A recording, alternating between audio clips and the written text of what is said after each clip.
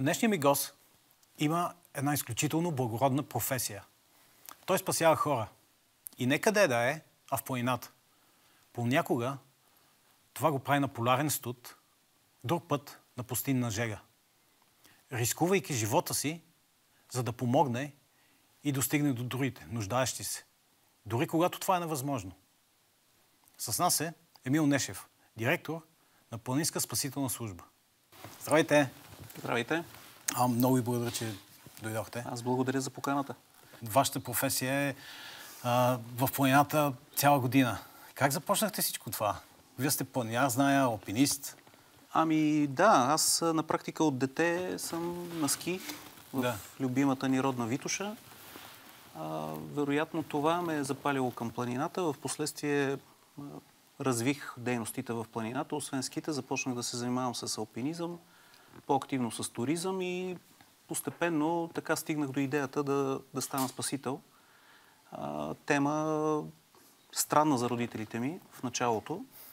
Бяха доста така притеснени от факта, че искам да се занимавам с такова нещо, защото за тях това е изключително рисково. Не, че не е рисково, но всъщност в годините, след като така доста курсове минаха, проведаха се и доста акции още в началото на дейността ми като спасител и видяха, че нещата са значително контролирани. Когато познаваш средата, когато имаш достатъчно умения, когато имаш сериозни хора, на които можеш да се довериш до себе си, нещата не са чак толкова драматични и постепенно възприеха нещата. Даже така след това се радваха на това, което правя. Продължават. Но вие спасявате животи в крайна сметка. Като малък, вие, както казахте, вие сред планината сте били постоянно. И как научихте за това, че има такава професия въобще? Ами първият ми инцидент, всъщност личен инцидент, като дете. Много лошо време беше на Витоша. С моя приятел се качихме да караме на романски лифт, който в един момент спря и блокира. И представете си какво е усещането на минус 17 градуса с вятър, мъгла. Нищо не се вижда, ти стоиш на една седалка, брулите вятъра и нищо не правиш. Някъде след около половин час, може би, минаха спасители под нас. Казаха, дръжте се, има малки деца и жени нагоре в високото. Първо тях ще свалим и слизаме надолу да сваляме и вас. И ние какво да направим? Седим и чакаме. Само, че в един момент се усетих, че едната ми буза е замръзнала тотално. Просто пипаш и се оказа, че няма никой. И какво да направим? Викам, тук ако седим още, ще стане още по-драматична историята. Ще скачаме. Абсолютно неразумно. Тогава, не знаейки какво може да последва от едно такова решение, но в страха си и в незнанието си решихме, че скачаме. Скочихме, обаче това се оказа доста лошо решение за мене поне. Още от тогава си имаме и травми и тогава разбрах какво означава всъщност да бедстваш в планината наистина. Как съм слезал оттам додолу, до София, въобще нямам конкретни спомени тогава. Знам, че беше много трудно, много болезнено. Слава Богу, нямаше сериозни поражения по мене, но беше много мъчително. И тогава си дадох сметка какво означава да бедстваш там, да ти е трудно, някой да тича да те спасява, да не може да ти окаже помощ. И аз тогава сигурно спонтанно съм решил, че с това ще се занимавам. Това искам да правя. Така се завъртя живота ми, че... Тогава ли станахте доброволец? След това? Не, доброволец станах по-късно. Всъщност, след като излезнах от казармата 86-та година, веднага записах курсове за планински спасител. Междувременно карах курсове и за алпинист. И нещата така се навързаха. Почнах да навлизам в играта, както се казва, и в последствие, може би 92-3 година, станах сезонен планински спасител в спасителна служба база Алеко, която всъщност ми даде шанса в един момент пък да стана и щатен спасител и на практика от тогава до сега само с това се занимавам. Вие доста комплексно знание имате до тогава. Вие сте алпинист, вие сте планинар. Оказва се, че изисква много повече знание. Много повече. Какво се изисква да бъде? Изисква се първо да имаш сърце. Първо да искаш да го правиш, ама наистина да искаш да го правиш. Второ да си постоянен, като аз лично съм такъв тип, че като кажа с това се занимавам, с това се занимавам. Като искам да го правя така както искам да го направя и знам, че трябва така да стане. Второ, трябва да имаш все пак планинарско усещане в душата, в сърцето, да уважаваш планината, да подхождаш с уважение към нея и да бъдеш наистина човек отговорен. Тъй като всички спасители в България осъзнаваме каква е нашата отговорност за това, с което се занимаваме. И аз лично се стрема винаги, каквото и да правя, да бъде с отговорност. Разбира се, вие носите тази отговорност. Иначе технически, ако погледнете, това е един огромен набор от знания и умения, които в никакъв случай не можеш да ги имаш в началото още. Те се придобиват благодарение на по-възрастните от нас спасители, които са по-опитни, предават ни знанията си. Вие доста акции сте минали. Имало ли някога такава акция, която наистина се страхували, че няма да стигнете на време или няма да може да окажете помощ? В акции даже не им знам броя, честно казано.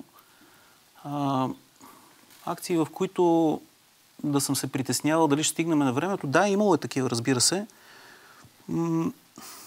Не знам дали тук е момента да кажа, че всъщност липсата на хеликоптер е това, което ни прави различни от всички останали спасителни служби в света. Ако погледнете навсякъде как се работи, всъщност при такива тежки и критични ситуации хеликоптер е този, който наистина скъсява времето. В нашия случай знаеш, че имаш тежък случай, знаеш, че трябва да стигнеш до там, но това ще ти отнеме поне час и половина-два. Да. И от тук нататък всичко като идея някакси така да бъдеш още по-бърз, още по-ангажиран, още по-всеотдаен. Обаче това не винаги се получава на практика, защото пък след това има тежък и дълъг транспорт надолу, защото принципът е щадящ. Бърз и щадящ. Двете някакси никога не се припокриват и не се случват едновременно и... Един хеликоптер би помогнал със сигурност за всичко това. Така се работи в света. 21 век сме, все пак.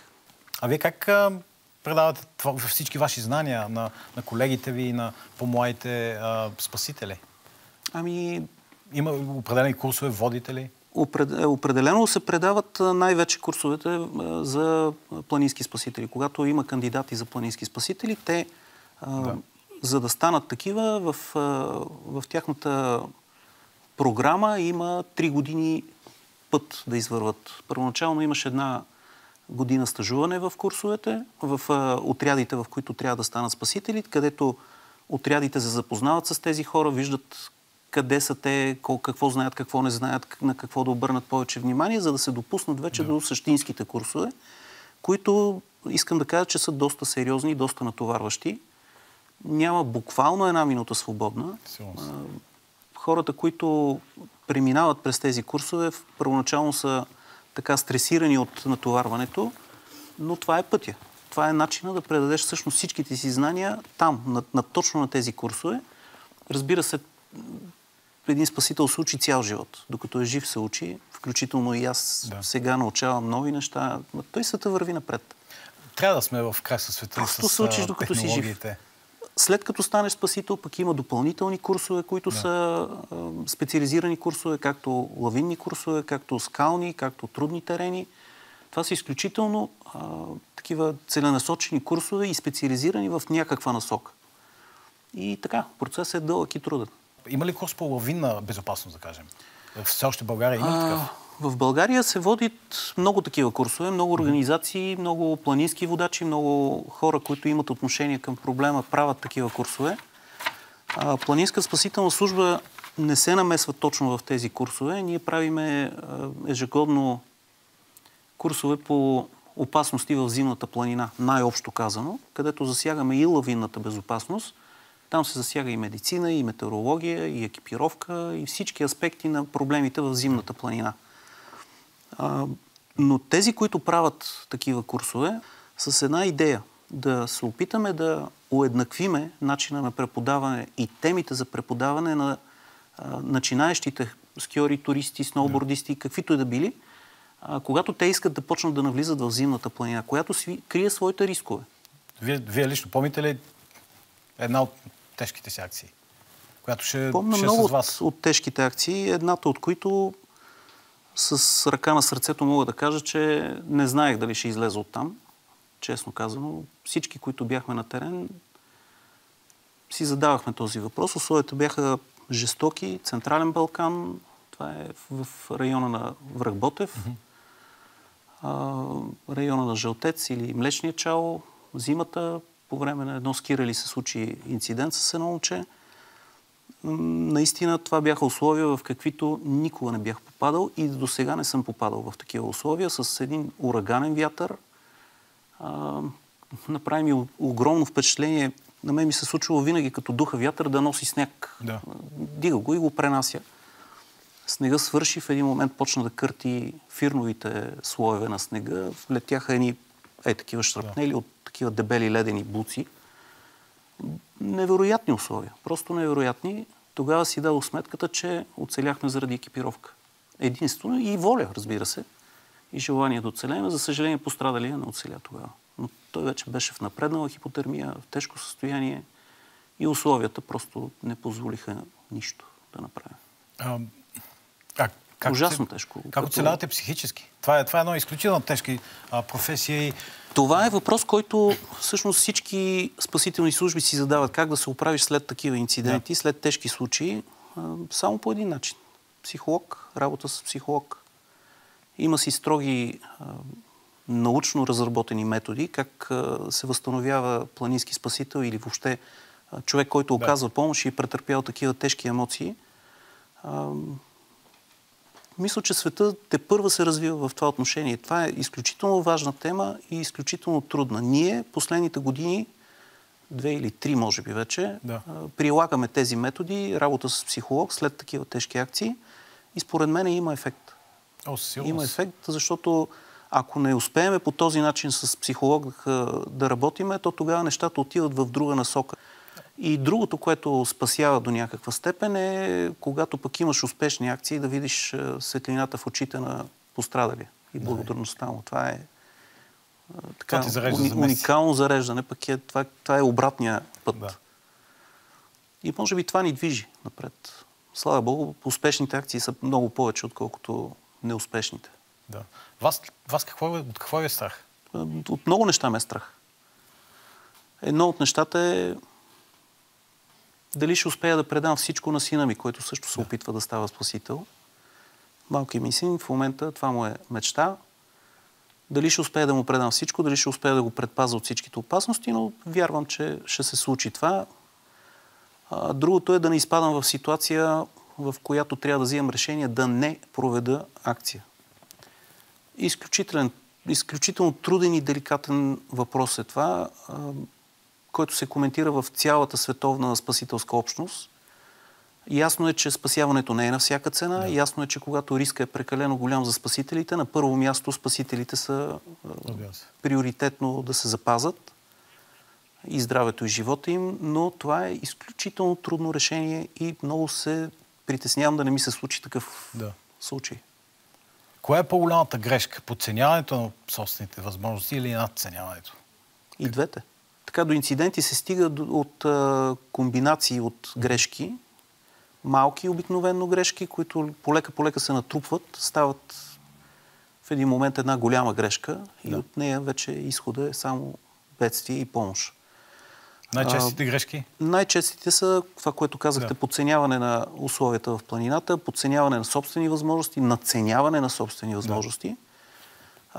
И много често се случва всъщност да стигнем до един етап, в който целият свят вика върни се. Ти си казваш, как ще се върна аз? Аз не мога да се върна. И продължаваш и има такива случаи, дето все едно Господ го държи за ръката и му вика, отиди и се убий там. Направо да се чудиш как вършиш такива действия, направо недоумявам. За лавинното наблюдение какво мислите? Трябва ли да имам? Първо мисля, че държавата е голям длъжник на всички, които пребивават в планината, защото лавинното наблюдение е изключително ценно и важно нещо.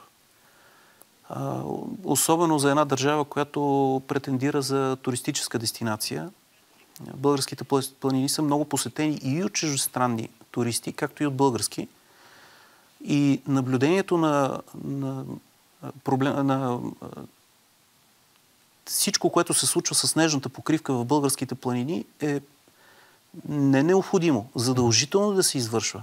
Всички държави по света имат институти или пък цели организации, които се занимават с това. Вие сте ни донесли едни предмети тук. Бихте ли показали за какво служат? Разбира се.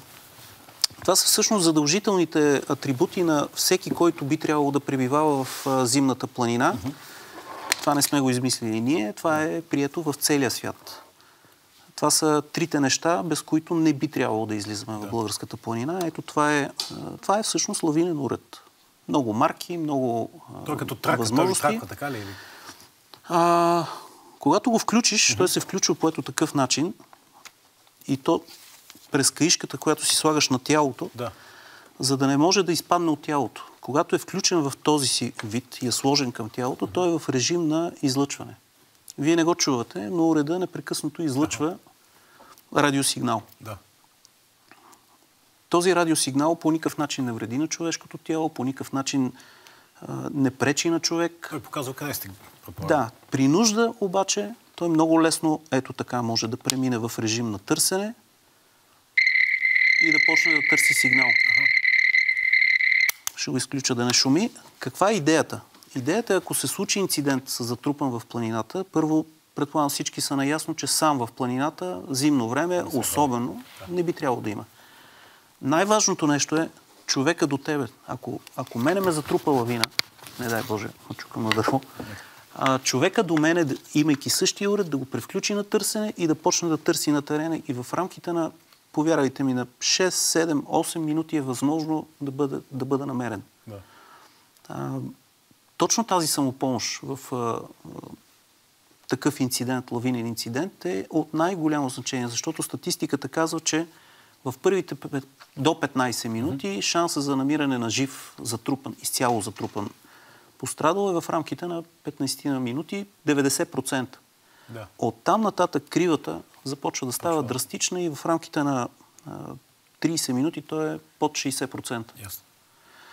Сега, хубаво ще ме намери с това нещо. Обаче, за да ме локализира точно, се използва ето това съоръжение, което е второто задължително. Всъщност и трите са абсолютно задължителни едно с друго. Едното да липсва, шансовете стават съвсем различни. Това е така наречената лавинна сонда, която се сглобява много бързо и чрез ето такова сондиране, просто набождане в снега, се опитваме да намериме затрупани отдолу с точност. Като пипнеме, а то си личи, много ясно си личи, кога пипаш човешко тяло, сондата остава забита там на место и започваме да копаеме с лавинната лопата. Едното да липсва, шансовете драстично намаляват. Доказано е, правени са какви ли не експерименти. Само ще ви дам пример, че когато падне лавина, уплътняването на снежната маса е приблизително като бетон. Толкова става твърдо всичко, че с ръце е абсолютно невъзможно да копаеш. Има много видеоклипове, когато в паниката хора се опитват с голи ръце да направят, след това почваме и тях да спасяваме, защото им замръзват ръцете. Така че това са трите съоръжения, с които задължително трябва да излезем. Разбира се, има и куп други, които може да ползваме, като лавинна раница. Това са тези с надувните балони, когато попаднеш. Идеята там е, че ставаш по-лек от слоя, който те носи. Приема се за флуид, все едно е флуид, защото тече, движи се надолу. Идеята е да те задържи в горните пластове, така че да не те затрупа. Разбира се, нищо от тези неща не ти дава възможността и гаранцията, че ще оцелееш при затрупване, но ти дава шансове. Шанси и, както казахте вие, да се пазим и да ходим по няколко човека. За да се пазим обаче, трябва да знаеме. И затова приветствам всички организации и планински водачи, които правят обучения, защото само знанието, аз дълбоко вярвам, че само знанието може да ни предпази. Нищо друго. Аз съм много благодаря за този разговор. Ако искате да отидем към кухнята, аз съм приготвил една интересна рецепта за вас. Надявам се да ви хареса. С удоволствие.